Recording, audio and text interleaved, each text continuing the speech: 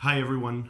Wanted to just jump on for a second and talk about one of the most outrageous things that I've heard in the last year.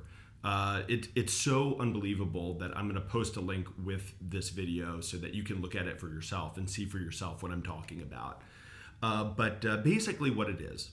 This is some research that just came out 3 weeks ago. It came out of the Yale Child Study Center. This is a part of the Yale University of Medicine. And what they did was they studied fear responses to threats in kids with autism spectrum disorder.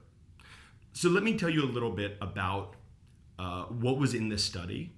And believe me, as I tell it to you, you're not going to believe me. So that's why I'm including this link so you can go and look at it for yourself and fact check it. But this is basically what happened.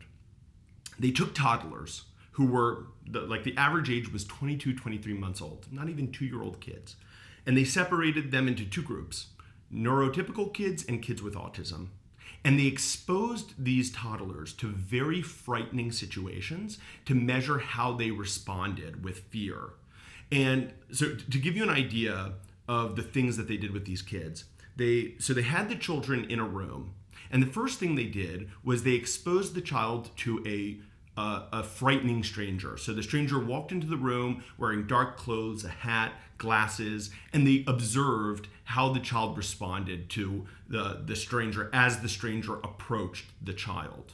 And by the way, that's just the start of it. That was like the least scary of all the things.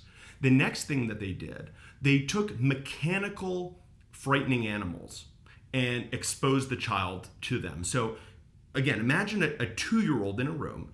They put a mechanical spider in the room with the child and had it approach the child, a big mechanical spider. They also had a big mechanical dinosaur apparently with red scary eyes also approach the kids, okay? And then lastly, they had strangers enter the room with scary like monster masks. And again, to see how the children responded in these scary situations. So, and this was all to see how do kids with autism respond in scary situations or to threats, as they call them in the study, compared to neurotypical kids. All right, let's start to unpack this. And by the way, if I get a little emotional while I'm talking about this, I think you'll understand. So first of all, how was this research ever allowed, right? Who in their right mind would think that it's ethical to scare 2-year-old children and measure their fear responses? What possible good can come out of this research? So that's number one. Number two, if they wanted to know, right, if these researchers at Yale wanted to know about if kids with autism get more scared, right, or more traumatized than other children do in scary situations, they could have asked just about any parent of a kid with autism that question. They could have called me on the phone, a professional who's worked with kids with autism for years. I could have told them that info, and it would have saved them a lot of time and money, right? And it wouldn't have involved scaring toddlers either. What else? Well, Yale University is an organization with $30 billion. $30 billion. And so their choice for research with kids with autism is scaring the kids and seeing how scared they get. I mean, is that the best use of their research funds? And imagine that the money used for that research could have been used for solutions-oriented research, maybe to hopefully find answers for a very devastating neurodevelopmental condition that millions of children around the world are dealing with, and families. And they decided they were going to allocate funds to scare kids. I mean, that bottom line, that's what we're facing here. I'd also like you to put yourselves for a second in the place, right, in the shoes of these parents.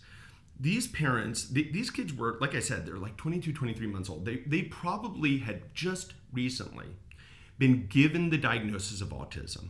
That puts parents in a very vulnerable place. And imagine you've just learned that your child has been chosen for a study at Yale University. Well, that's got to be a lot of hope, right? Maybe Yale could get to the bottom of your child's issues. And then the study that they use your child for is frightening them. That's what they do with your child. By the way, are they going to go back to these kids later on and see if they're still traumatized from the frightening experiences that they've had? I mean, speak to parents of kids with autism out there. Again, speak to professionals who work with these kids. We will tell you, we know that these children can be more easily traumatized than average kids. Even average kids exposed to these frightening things could hold on to these fears for years. For some kids with autism, this could be an issue, a trauma that sticks with them for a lifetime. So how these researchers thought that this was the way to go with their study, with their funds, is unbelievable. So let's talk just for a second, since I tend to be a solutions-oriented person. Let's talk for a second about how Yale and other universities out there could maybe start to take action to start to correct disaster studies like this one. So I think, first of all, Yale and the researchers involved here should issue an apology to the families involved in this study. That's not the very most that they can do. That's the very least that they can do. An apology to the parents and kids to say that this kind of research is unacceptable and will never be done again.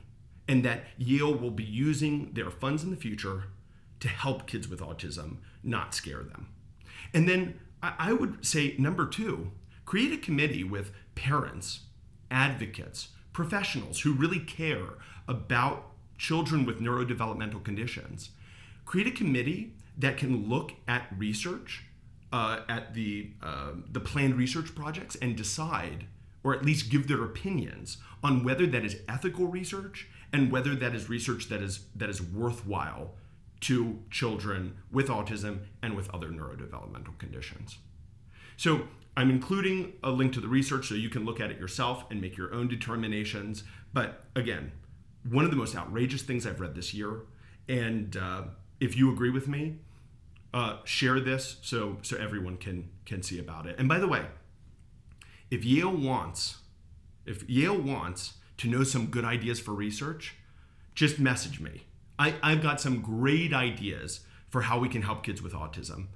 We could talk about how oxygenation to the brain can help kids with autism and other neurodevelopmental conditions.